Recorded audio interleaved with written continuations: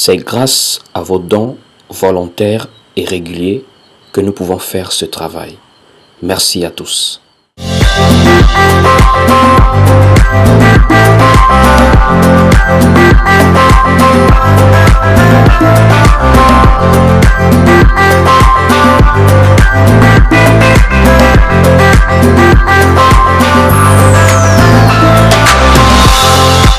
L'identité spirituelle du chrétien.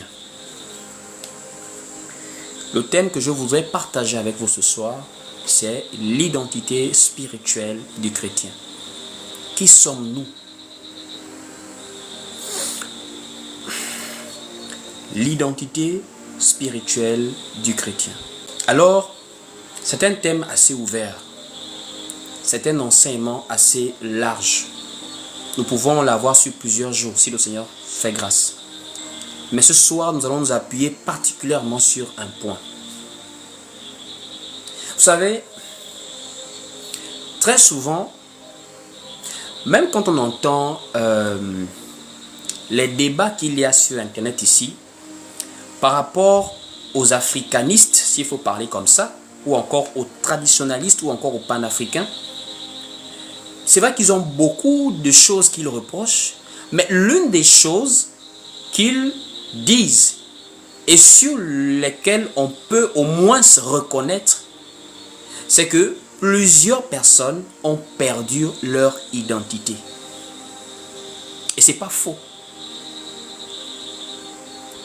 Ça veut dire plusieurs personnes ont perdu leur identité.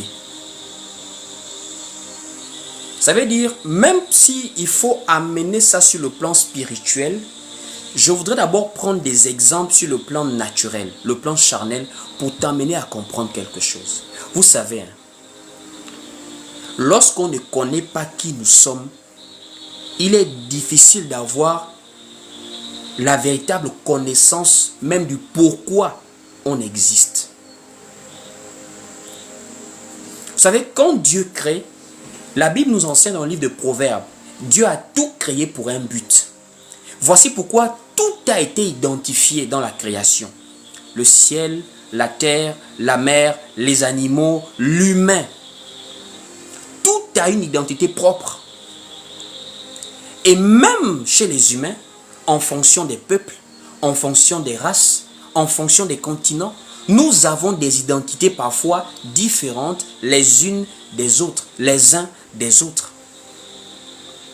Voici pourquoi même lorsqu'on parle de l'affaire de Jésus, à la base, on est en train de parler d'un peuple physique. Voici pourquoi les Juifs se revendiquent de cette affaire. Parce qu'en réalité, leur généalogie, ils font tout pour garder cette identité. Que l'affaire de Jésus là, c'est depuis Abraham. C'est le peuple hébreu. Voici pourquoi Jésus, on le connaît non seulement en tant que parole faite chair, mais on le connaît aussi physiquement. Il vient de quelque part. Voici pourquoi, même physiquement, on peut remonter l'arbre généalogique de Jésus. Mais plusieurs d'entre nous qui sommes là, il y a des gens qui ne peuvent même pas remonter leur arbre généalogique. Monter même à 3 ou 4 générations avant eux. Ils ne peuvent pas. C'est-à-dire, ils sont fiers, quoi. Mais ils ne savent pas qui ils sont. Ils ne savent pas d'où ils viennent. Et en même temps, ils ne savent même pas où ils vont dans la vie. Parce qu'ils ont perdu les repères. Sur ce sujet-là, il faut être honnête. Le brassage de culture est parfois positif. Mais ça ne veut pas dire qu'on doit se diluer à toute forme d'influence. On va arriver sur le plan spirituel, mais j'essaie de t'interpeller déjà, même sur le plan naturel, pour t'amener à bien comprendre quand on va rentrer sur le plan spirituel. Je dis naturellement déjà, les gens ne sont plus dans leurs racines. Et il y a même cette petite guerre où les gens pensent que l'évangile est venu déraciner les gens. En réalité, l'évangile n'a pas déraciné les gens. Lisez la Bible. Lorsque l'apôtre Paul est allé en Grèce, il n'est pas parti pour changer le nom des Grecs, pour mettre le nom des Juifs dedans. Il est parti pour présenter le Dieu qui a fait les cieux et la terre. et qui s'est représenté maintenant en Jésus-Christ pour le salut du monde. Mais nous voyons des Gabonais, des Congolais, des Africains, des Guadeloupéens qui s'appellent Moïse. Il s'appelle Paul. Bon, quand même de vous à moi. Est-ce que c'est dans la Bible qu'on vous a dit de porter des noms juifs? Donc le fait de ne pas porter un nom juif comme Willy Bendon, ça fait de moi moins chrétien que vous qui vous appelez Abraham, Moïse, Jacob. C'est un exemple que je prends. C'est pour dire en réalité, les gens font des choses par suivisme. Les gens ont de porter les noms qui sont relatifs à leur identité en tant qu'Africain, en tant que peuple. Même dans l'africanité, il y a des diversités. Il y a l'Afrique de l'Est, de l'Ouest, du Centre, du Sud, du Nord. Les gens ont confondu croire en Jésus et s'occidentaliser ou se judaïser. La Bible, l'évangile n'a pas dit aux gens appelez-vous Abraham. Ce n'est pas le nom Abraham qui sauve, c'est la foi en Jésus-Christ qui sauve. Peu importe comment tu t'appelles, la foi en Jésus-Christ. On peut être chrétien, mais en gardant son identité. Il y a des gens qui sont fiers de parler l'anglais, fiers de parler le français, mais il n'est pas fier de parler le Wolof. Il n'est pas fier de parler le Lingala, le Swahili, le Fan, le Pounou. Regardez-moi des gens comme ça là. Et il est là, il joue au grand chrétien. C'est comme si c'est ce qu'on t'a demandé de faire dans les évangiles.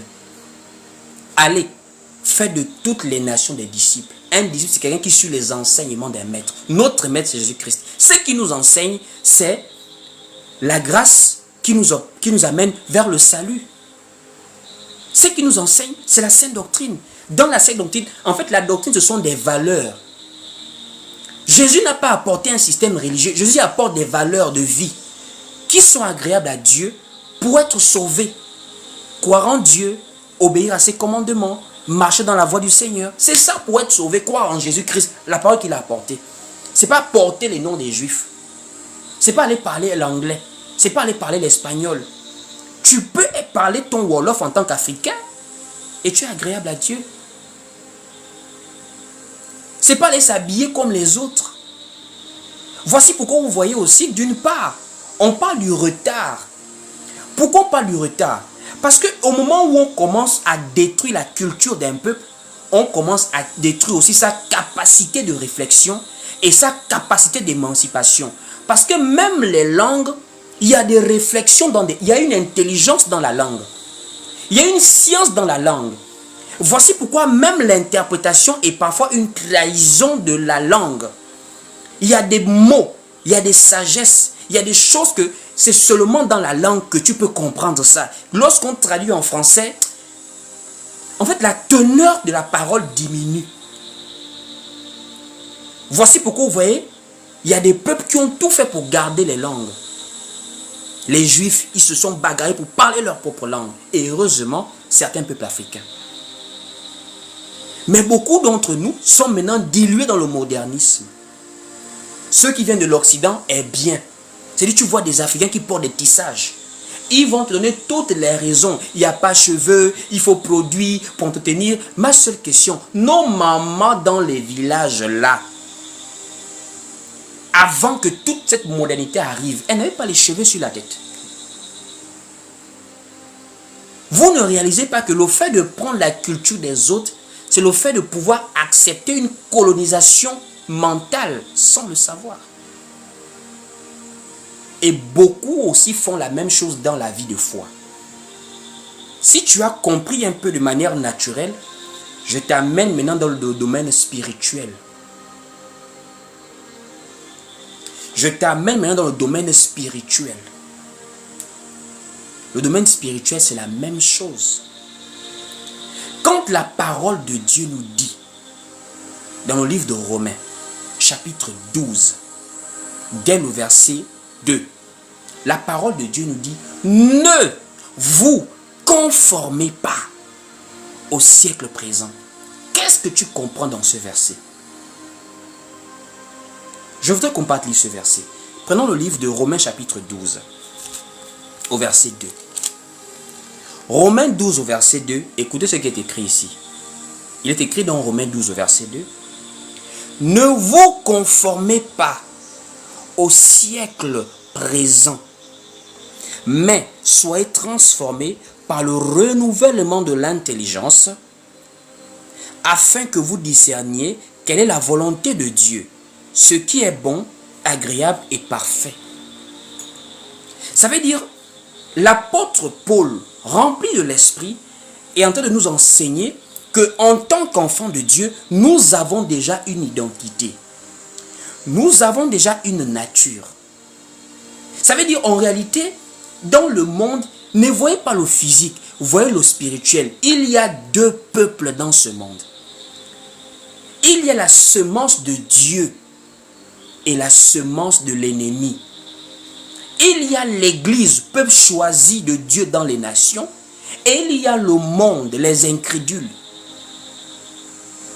Donc, le fait de cohabiter, l'apôtre Paul éveille déjà notre intelligence pour dire, ne vous conformez pas. Ne laissez pas rentrer ce mélange, ce brassage au milieu de vous. Ça ne veut pas dire qu'on ne va pas parler avec les autres, communiquer, vivre dans le monde. Mais en vivant dans le monde, on doit connaître qui nous sommes. Comme je parlais physiquement, le brassage de culture n'est pas mauvais à 100%, mais ça ne doit pas nous amener à perdre notre identité propre, qui nous sommes, d'où nous venons. Alors toi en tant que chrétien, qui es-tu? D'où viens-tu? Si tu ne peux pas répondre à ces questions, il faut t'asseoir. Il faut ralentir et vaquer vraiment dans la présence de Dieu pour chercher à connaître qui tu es.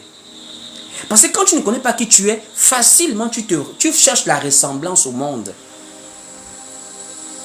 Voici pourquoi la parole nous a dit cela. Ne soyez pas, ne vous conformez pas. Et l'apôtre Paul n'est pas le seul. Même l'apôtre Jean nous met en garde. Même l'apôtre Jacques nous met en garde contre le brassage, contre le mélange avec le monde. Ça veut dire quoi? Contre le paganisme. Le paganisme, c'est là le mélange entre le monde et l'église. Lorsqu'on ne reconnaît plus, on n'arrive plus à faire la différence. C'est-à-dire de nos jours, il y a des moments quand tu vois des chrétiens danser, tu vois des païens danser, c'est-à-dire tu n'arrives plus à les différencier. Regardez Trace Gospel, il y a une chaîne de musique là, je crois, Trace Gospel. Donc c'est spécial louange, spécial gospel. Je vous assure, vous appuyez, vous enlevez le son pour ne pas écouter Jésus, parce que eux c'est Jésus seulement qui fait que eux ils soient chrétiens.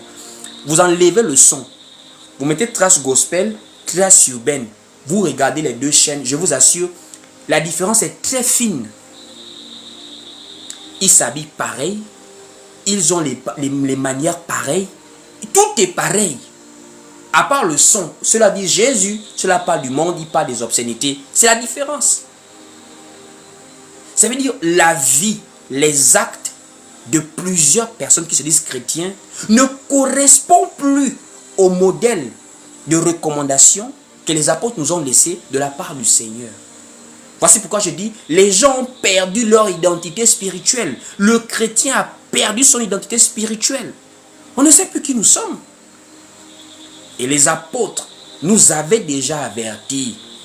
L'apôtre Paul avait commencé dans Romains chapitre 12. Ce n'est pas le seul passage. Prenons également Philippiens chapitre 2. Pour voir comment l'apôtre Paul insiste. L'apôtre Paul insiste. On va aller lire. Philippiens chapitre 2. Nous sommes dans Philippiens au chapitre 2. On va aller lire pour voir les avertissements de l'apôtre Paul. Philippiens au chapitre 2. Nous sommes ici à partir du verset 14 à 15. Donc Philippiens chapitre 2 du verset 14 à 15. Philippiens 2 du verset 14 à 15. Écoutez. Faites toutes choses sans murmure ni hésitation, afin que vous soyez irréprochables et purs, des enfants de Dieu irrépréhensibles au milieu d'une génération perverse et corrompue, parmi laquelle vous brillez comme des flambeaux dans le monde. L'apôtre Paul ici est en train de faire une différence entre l'église que nous sommes et le monde. L'apôtre Paul dit, vous devez être purs et irréprochables. Parce que vous êtes au milieu d'une génération perverse et corrompue. Il dit bien ici, une génération perverse et corrompue parmi laquelle vous brillez comme des flambeaux dans le monde. Il est déjà en train de nous faire comprendre que le monde là a des influences. Le monde là est dans les ténèbres. Le monde là est pervers. En tant que chrétiens, nous devons nous différencier de ce monde. Pas créer une identité, mais simplement nous référer à d'où nous venons spirituellement. Nous sommes comme les branches d'un arbre. Nous sommes les briques, les pierres vivantes d'une maison. Nous sommes les membres d'un corps. Qui est à la tête de ce corps? Mes membres là obéissent à mon cerveau. Tout ce que je suis en train de faire là, ça obéit à mon cerveau. Ce sont des informations. Voici pourquoi quand quelqu'un a l'AVC, ce n'est pas le bras qui est paralysé, c'est la tête. En fait, l'AVC c'est ici là. Une fois qu'une partie du cerveau est bloquée, ça veut dire le flux nerveux prend un coup. Voici pourquoi l'information n'arrive plus vers les membres. Voici pourquoi il faut vraiment savoir si spirituellement l'information passe encore entre toi et la tête de l'église. Est-ce que tu es encore connecté à Christ? Qu'est-ce que l'apôtre Jacques va dire? L'apôtre Jacques va dire par exemple, n'aimez pas le monde. Car l'amour du monde est inimitié contre Dieu. Et il va jusqu'à dire adultère que vous êtes. Quelqu'un qui veut être en Christ et aimer le monde, c'est quelqu'un qui a perdu son identité. Il ne sait pas qui il est. Il ne sait pas qui il est. Si tu sais qui tu es, tu ne peux pas envier le monde. Tu ne peux pas chercher à ressembler au monde. Non, tu ne peux pas. Allons-y prendre Jacques chapitre 4, verset 4. Pour voir comment l'apôtre Paul n'est pas le seul. Même l'apôtre Jacques a prévenu par rapport aux influences mondaines. Jacques chapitre 4, dès le verset 4. Jacques chapitre 4 au verset 4. Il est écrit ici, adultères que vous êtes. Ne savez-vous pas que l'amour du monde est inimitié contre Dieu? Celui donc qui veut être ami du monde sera ennemi de Dieu. Celui qui veut être ami du monde sera ennemi de Dieu. L'amour du monde là montre qu'en réalité, tu n'es plus connecté avec la tête. Parce que mon doigt là ne peut pas commencer à me faire du mal moi-même ou à me porter préjudice. C'est-à-dire mon doigt devient incontrôlable. Si mon doigt devient incontrôlable, ça veut dire le flux d'informations ne passe plus.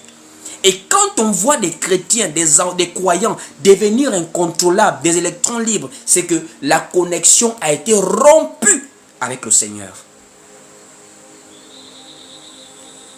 La connexion a été rompue.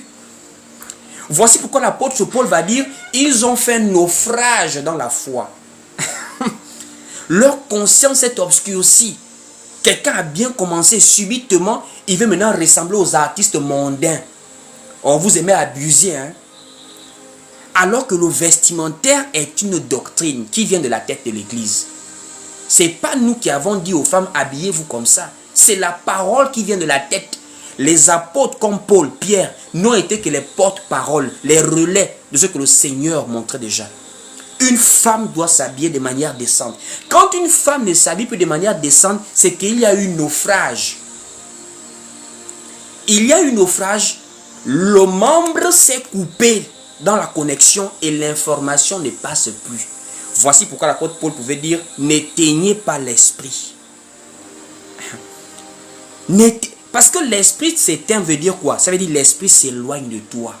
Or l'esprit c'est Christ. Christ, c'est la lumière. Donc, si la lumière n'est plus en toi, tu redeviens ténèbres. Et lorsqu'il y a les ténèbres, c'est le désordre. C'est le désordre. Troisième, l'apôtre Jean va encore prévenir par rapport au monde. N'aimez pas le monde, parce que le monde passe. Si tu connaissais qui tu étais en Christ, tu allais comprendre que le monde te trompe. C'est un peu comme un enfant qui a des objectifs dans sa vie. L'enfant veut être médecin. Vous connaissez les exigences que ça demande à quelqu'un qui veut être médecin par rapport à quelqu'un qui veut être musicien à l'école. Ça veut dire il n'est pas impliqué par les études parce que lui, sa passion, c'est la musique. Il va te pousser à sécher les cours alors que toi, tu sais que tu dois lire des tonnes de livres parce que tu veux être médecin. Pour ne pas aller tuer les gens dans des blocs opératoires parce que tu n'as pas bien lu tes cours de médecine. Nous avons un objectif beaucoup plus grand que les bars, beaucoup plus grand que les amusements charnels. Mais quand quelqu'un ne réalise plus ça, il commence à ressembler au monde. Il oublie que le monde est de passage. Il oublie que lui, il a une destination éternelle. Il a perdu les repères. L'information ne vient plus à lui. Il a été coupé de la tête. C'est maintenant un membre électron libre. Il a perdu son identité. Allons-y lire 1 Jean chapitre 2 à partir du verset même 16. On va prendre 1 Jean chapitre 2. Donc nous sommes dans 1 Jean chapitre 2 dès le verset 15 même. Donc 1 Jean chapitre 2 dès le verset 15. Il est écrit ici dans 1 Jean chapitre 2 dès le verset 15. N'aimez point le monde, ni les choses qui sont dans le monde. Si quelqu'un aime le monde, l'amour du Père n'est point en lui. Car tout ce qui est dans le monde, la convoitise de la chair, la convoitise des yeux et l'orgueil de la vie ne vient point du Père, mais vient du monde. Et le monde passe, et sa convoitise aussi. Mais celui qui fait la volonté de Dieu demeure éternellement. Est-ce que tu réalises maintenant qui tu es? Premièrement, tu es un enfant de Dieu. Commence à noter. C'est-à-dire, écris sur tes notes mon identité. Si tu ne sais pas, je vais un peu essayer de t'aider à te connaître aujourd'hui.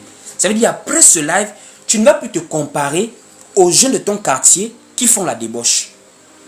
Après ce live, ma soeur, tu ne vas plus te comparer aux jeunes filles sur TikTok qui viennent se prostituer ici. Tu ne vas plus te comparer aux autres qui peuvent dire des bêtises, des grossièretés. Tu vas connaître qui tu es. 1. Tu mets, je suis enfant de Dieu. Tu as mis, je suis enfant de Dieu. Qu'est-ce que ça veut dire? Alors je t'explique maintenant. Donc 1. Je suis enfant de Dieu. Enfant de Dieu, ça veut dire quoi? Pour connaître qui tu es, il faut connaître qui t'a engendré. Généralement, quand on se présente, je m'appelle Willy Benon, fils de tel, fils de tel. Même dans la Bible, on dit souvent, Dieu parlait souvent à Jacob, je suis le Dieu d'Abraham, d'Isaac, ton père. Ça veut dire, pour parler à Jacob, il rappelle à Jacob d'où il vient. C'est comme nous dans la foi. Pour te connaître, il faut connaître de qui tu sors. Sache que en tant qu'enfant de Dieu, tu as une nouvelle nature. Tu n'es plus celle qu'on connaissait au quartier qui faisait la mauvaise vie. Si tu penses que c'était toujours toi la même personne, c'est normal que tu te comportes toujours mal. Tu n'es plus la même personne. 2 Corinthiens chapitre 5 est clair. Si quelqu'un est en Christ, il est une nouvelle créature.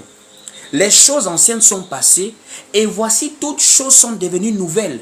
Alors, enfant de Dieu veut dire, tu es issu d'un Père qui est esprit. Ça veut dire Dieu ton Père, il est esprit. Il n'est pas charnel sur la terre. Il est esprit. Et c'est le livre de Jean, chapitre 4, qui va maintenant te dire cela. Qui est ton Père? De qui viens-tu? En Christ, tu viens de Dieu. La parole a fait de toi un enfant de Dieu. Maintenant, qui est Dieu, qui est notre Père là? C'est un esprit. Dieu est esprit. Allons-y lire Jean chapitre 4. Pour connaître d'où nous venons. Enfant de Dieu là, ça veut dire Jean chapitre 4. Jean chapitre 4, nous sommes ici au verset 24.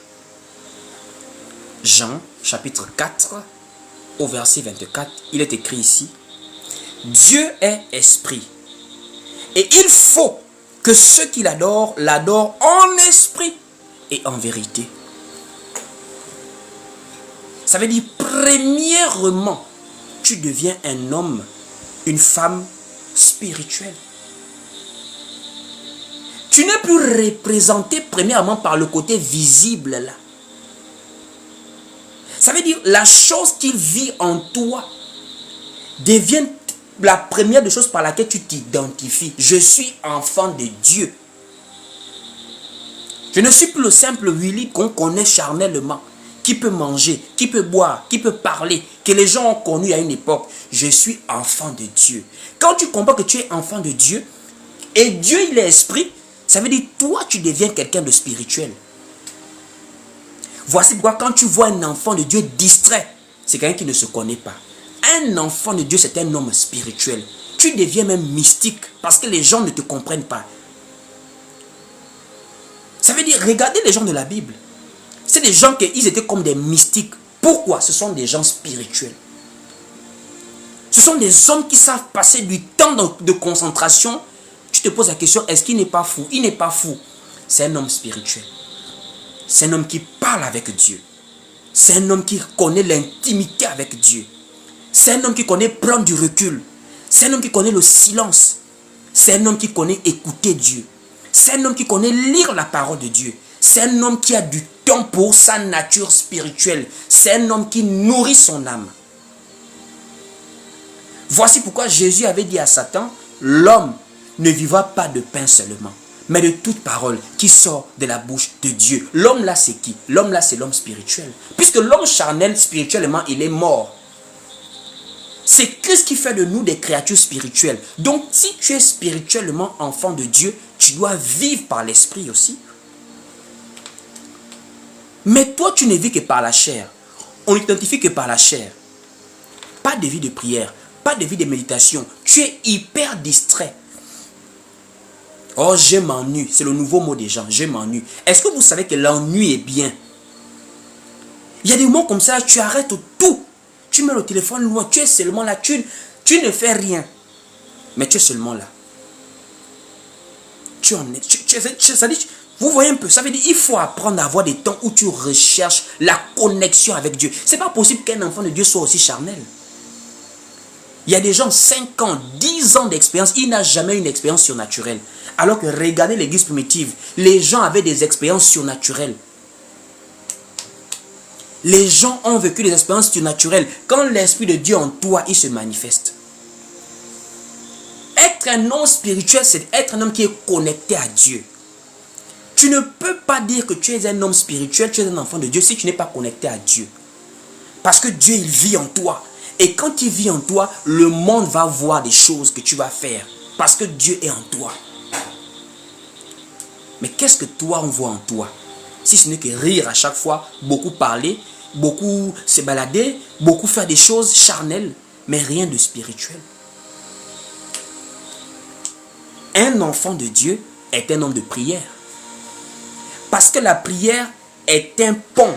La prière est un canal par lequel on accède au monde spirituel. Parce que tu parles, la parole crée. Dieu a créé par la parole. Donc quand tu ouvres ta bouche, ce sont des moments que tu dois consacrer à Dieu. C'est-à-dire même après ce live, tu vas dans le lieu secret. Même si tu ne sais pas quoi dire, tu te mets à genoux. Parfois tu laisses seulement le silence, ton cœur parle. Même dans le silence de la bouche, le cœur peut parler. C'est-à-dire tu te mets à genoux seulement comme ça. Même pendant 10 minutes, ça veut dire tu ne sais pas quoi dire, mais le cœur est chargé pour parler à Dieu. Un homme de prière, une femme de prière. Ça veut dire là, la chair ne sait pas quoi faire, mais c'est l'esprit qui communique. Voici pourquoi Romain dit, il y a des moments même, la bouche ne sait pas quoi dire. Mais c'est l'esprit qui intercède par des soupirs inexprimables. Ça veut dire, Dieu comprend le langage de ton cœur. Ne pense pas que beaucoup prier veut dire ouvrir la bouche pendant des heures. Ce n'est pas une compétition à beaucoup parler. Il y a des gens naturellement qui ne savent pas trop parler. Mais je parle du cœur. Ça veut dire quoi? L'esprit dedans de toi parle avec Dieu. Mais vous voyez des gens chrétiens, il attend le live pour prier. Il attend. Depuis le matin jusqu'au soir. Vous pensez que prier c'est quoi? Prier d'abord c'est un état. C'est-à-dire tu es dans un état second. Tu n'es pas là. C'est-à-dire on te voit physiquement. Mais tu es au-dedans de toi. Tu es dans la connexion. Tu es dans l'esprit. Ça veut dire peu importe. Tu peux mettre assis devant les gens. Même dans le transport tu es assis. Tu es seulement au-dedans de toi. Tu es déjà parti dans la présence de Dieu pour prier. Pour intercéder pour ta vie. Un homme qui est enfant de Dieu est un homme, la prière on ne force pas, c'est naturel. Pourquoi? Parce que c'est un homme qui vit dans l'esprit. En réalité, dans le Christ, nous devenons seigneurs de deux mondes. Ça veut dire quoi? Nous avons le monde charnel qu'on nous voit là, c'est le frère Willy, mais aussi le monde spirituel. Voici pourquoi même les sorciers reconnaissent quand tu es spirituel. Les sorciers reconnaissent. Toi, tu es genre de chrétien, dans ta famille, personne n'a peur de toi. On ne te voit même pas.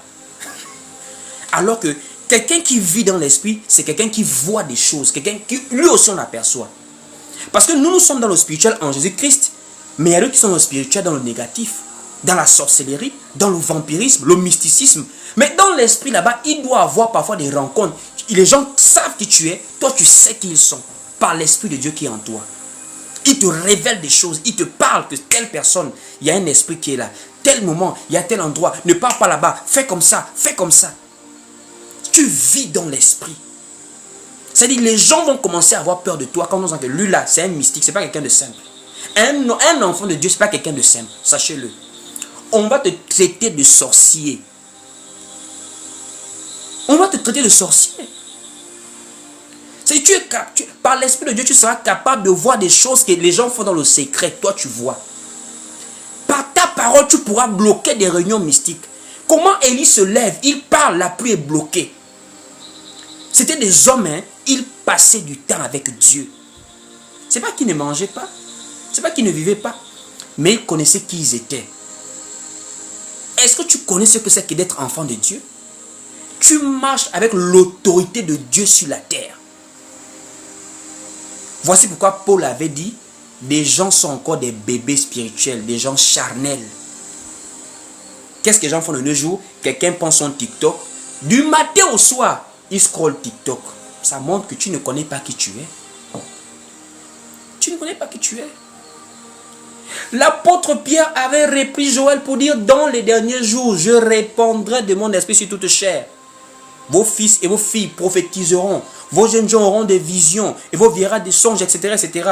Toi, tes yeux, c'est pas pour avoir des visions. Hein. Tes yeux, c'est pour TikTok. Tes yeux, c'est pour YouTube. Tes yeux, c'est pour aller regarder les choses qui ne te regardent pas. Les challenges, les buzz, etc. Tu ne connais pas qui tu es. C'est comme un enfant. C'est comme un prince. Il est le fils d'un roi. Mais l'apôtre Paul avait dit, lorsque l'héritier est encore petit, il ne diffère en rien d'un esclave. Ça veut dire qu'il ne connaît pas ses droits. Il ne connaît pas qui il est. Il joue avec les enfants à la cour royale, mais il ne sait pas que ce seront ses sujets demain. C'est comme ça dans la vie de foi.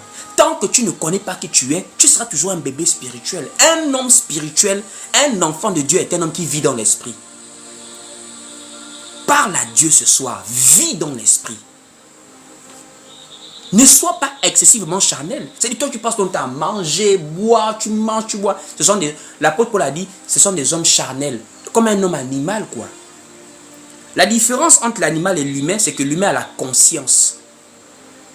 La conscience. Or, dans la science, on a découvert qu'il y a même plusieurs états de conscience. Le subconscient, la supraconscience, beaucoup de choses. Même dans la spiritualité d'autres personnes, ils poussent loin. Mais toi, tu vis comme un homme animal. Tu n'as pas une conscience éveillée. Tu n'as pas une spiritualité. Alors que Jésus, c'est la spiritualité. Jésus, c'est pas la religion. Je m'en vais à l'église au dimanche. Jésus, c'est la spiritualité. Il a dit, il cherche des adorateurs qui l'adorent en esprit. Mais en esprit, c'est pas le bâtiment. En esprit, c'est au-dedans de toi. C'est-à-dire, tu es assis chez toi. Mais dans l'esprit, tu es déjà loin. Tu es en train de prier pour des gens en Chine. Tu pries pour les gens aux États-Unis. Tu pries pour tes parents qui sont en Europe. Ceux qui sont en Afrique. enfant de Dieu, frère, c'est un homme spirituel. Un homme spirituel est un homme qui prie beaucoup. Prier beaucoup, c'est pas rabat, rabat, rabat, rabat, rabat. Ça, ce sont les prières des églises de réveil. Je dis, c'est un homme qui prie. La prière commence dans le cœur. Je répète, Dieu connaît, Dieu comprend le langage du cœur. Voici pourquoi Jésus disait souvent, pourquoi pensez-vous ainsi? Jésus connaissait les pensées de cœur des gens, des pharisiens, alors qu'ils n'ouvraient pas les bouches. Mais Jésus voyait les pensées de cœur. Ça veut dire, même si tu ne parles pas beaucoup, Jésus voit les pensées du cœur. Mon frère, Jésus lui-même, parole faite chair, c'était un homme de prière. Pourquoi? Mais c'est parce que Jésus, c'était l'Esprit qui vivait en lui en plein.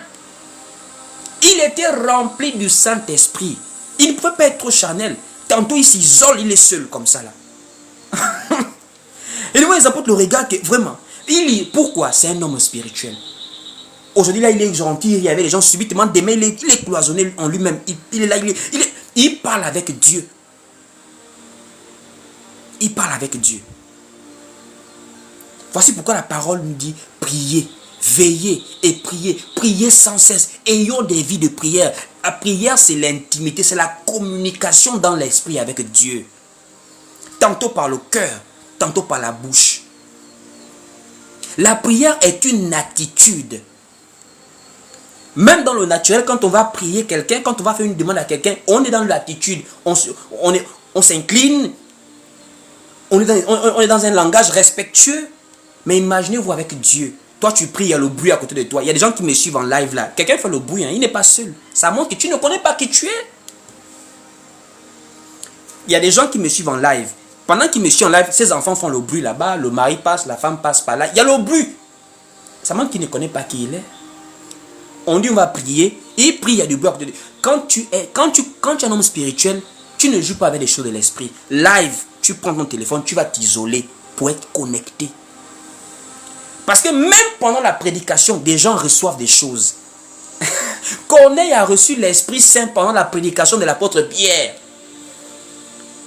Vous voulez les rachaka, rakacha, rakacha. Pourquoi? Le paganisme est entré dans l'église. Les gens ne sont plus spirituels. La spiritualité, c'est la simplicité, mais tout se passe dans l'esprit. Tu es assis même en plein enseignement, tu reçois quelque chose. Frères et sœurs, soyons des hommes et des femmes spirituelles. Nous allons continuer cet enseignement demain. Parce que nous allons maintenant aller tous les jours en enseignement. Donc un thème comme ça, là, on va s'étaler sur plusieurs jours. Pour aujourd'hui, nous allons nous arrêter par là. Je vous donne demain rendez-vous. Demain. Nous allons nous connecter assez tôt, même à partir de 19h ou 20h heure de Libreville pour la suite. Si tu veux être édifié davantage sur ce thème-là, l'identité du chrétien, demain, nous sommes dans la suite. Ça te permettra d'être un peu plus fidèle. Toi qui es un peu lourd, paresseux, c'est une manière de t'encadrer dans la foi. Il faut être là. Il faut suivre les enseignements. Il faut grandir spirituellement. Nous allons continuer demain. Je t'invite maintenant à faire quelque chose. Prie maintenant. Prie maintenant. Tu vas aller dans une position qui te permet d'être sérieux dans la prière maintenant. Depuis ton cœur. Ne raconte pas des choses. Ça doit venir du cœur. Prends seulement une disposition en tant que femme spirituelle. En tant qu'homme spirituel. Nous allons prier maintenant. Seigneur mon Dieu, mon roi. Nous te rendons grâce ce soir. Nous te disons merci pour ce thème. L'identité spirituelle du chrétien. Seigneur, tu nous enseignes dans Colossiens qu'il y a un homme nouveau en nous. Et cet homme nouveau grandit par la connaissance selon l'image de celui qui l'a créé. Ça veut dire que tout un chacun d'entre nous sommes nés de nouveau.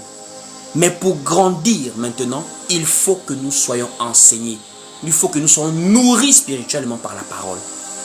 Voici pourquoi je t'en prie, Seigneur. Permets que ces moments soient des moments d'échange où quelqu'un soit nourri spirituellement, quelqu'un grandisse et quelqu'un devienne mature dans la foi. Je t'en supplie, Seigneur. Nous voulons avoir une identité affirmée, des croyants, mais pas des gens qui sont dans un système religieux. La spiritualité est différente des systèmes religieux. Le système religieux va nous amener les dimanches à l'église, va nous amener à porter des cravates pour aller taper les mains à l'église, dire Amen, donner des offrandes. Mais la spiritualité va faire de nous des véritables adorateurs. Depuis chez nous, nous adorons Dieu. On ne cherche pas les apparences, ni les m'as-tu vu. Nous adorons Dieu depuis chez nous. Nous sommes des hommes et des femmes spirituels. Dans le nom de Jésus-Christ, Seigneur. Que quelqu'un qui a connu le Seigneur depuis des années, mais qui n'a pas encore déclenché cette partie en lui, qui n'a pas encore réalisé qu'il est dans l'esprit, je t'en prie que Seigneur, ce soir, la connexion se fasse maintenant.